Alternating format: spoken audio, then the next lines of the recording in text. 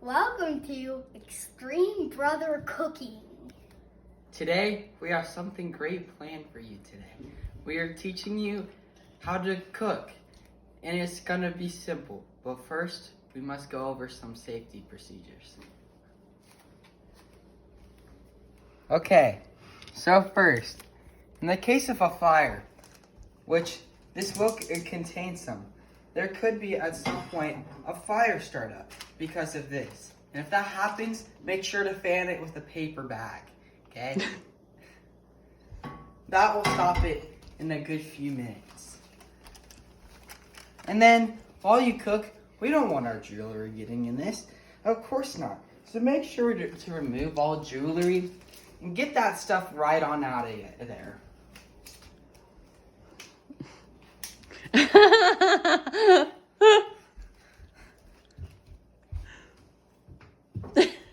Yes, indeed. Okay, today we are going to be making Kool-Aid. Okay, so you will be needing some great ingredients. You will be needing Kool-Aid powder, ice. And a little bit more ice. No, that's sprinkled ice. That's seasoning. There's a difference. See, that is a common mistake in cooking. We'll learn how to fix those. Yes, so let's get started. So you want to make sure you have the stove on high, okay? You want it on high. And then we're slowly going to sprinkle our ice onto the pan. And while doing this is to make sure the ice has some good old flavor. So, once it starts melting, you're going to want to start pushing it around. You're going to push it around until it liquefies. And if it heats up a little too quick for it, you can turn the heat down. You're going to do this until it is liquefied, of course.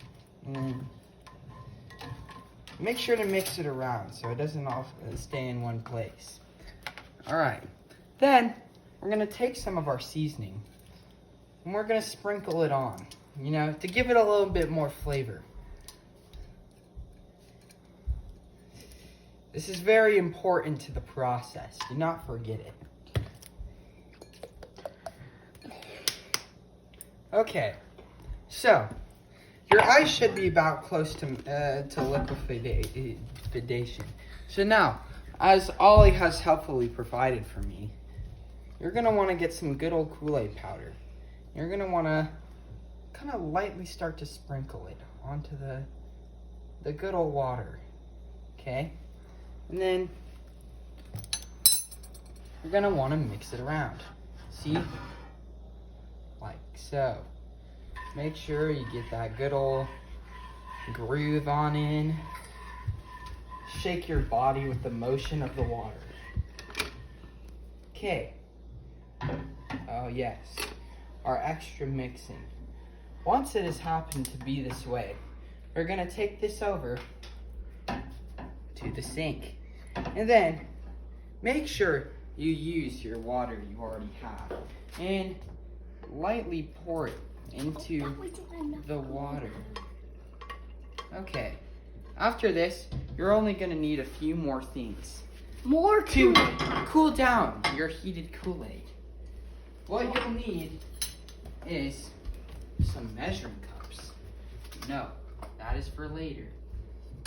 Never mind. We're going to add more Kool-Aid powder. But what you need, first, you're going to need a 1/4 teaspoon of water. Brother, may I see the Kool-Aid? Thank you. You need a teaspoon of water. Then we're going to take this over here. And of course, after that, you then need a 1/2 teaspoon of water. And then, yes, you guessed it, a teaspoon of water.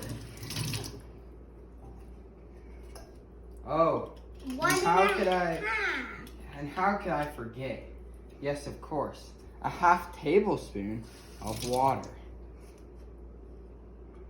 And yes, how did you know? A tablespoon of water.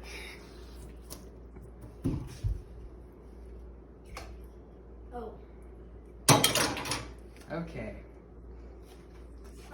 Now dip your finger in it. And if it's still a little hot, put it in your mouth. Okay. Come along, brother.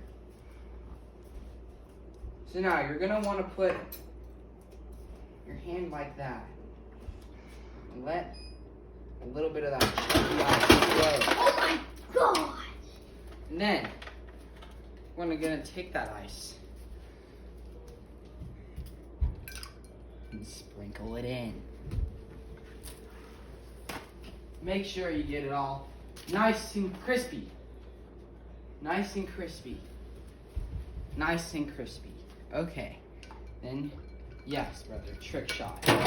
The best part of cooking.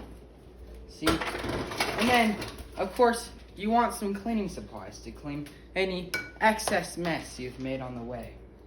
And don't forget, cookers, to pick up the ice that you missed.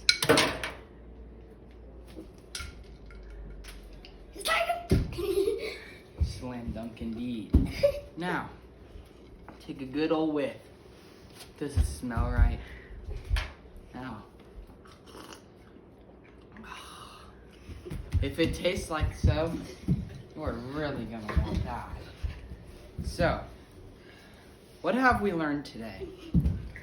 1, seasoning. 2, if you start a fire, fan it with a paper bag. Let me demonstrate. We'll save that for next episode. And that is the end of Cooking with Baking Liam. No! Can we look at the hands of our great baker today? You got the wrong intro, boy! No!